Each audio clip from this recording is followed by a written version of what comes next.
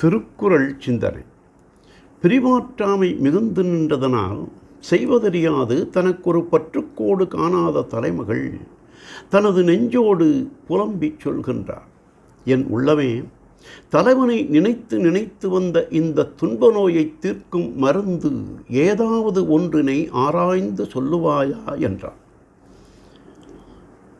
காதல் நோய் என்ற நிலையில் அதற்கு பரிகாரம் மருந்து என நின்று, காதல் நோய்க்கு மருந்து பிரிந்து சென்ற காதலன் விரைந்து மீண்டு வந்து அவளோடு சேர்தலே ஆகும். உடல் நோய் என்றால் மருத்துவரிடம் அணுகி நலம் பெறலாம். எப்போதும் எவ்வகையிலும் தீராது இடையறாது துயர் செய்யும் இந்த நோய்க்கு நான் எங்கு போய் மருந்து தேறுவேன்?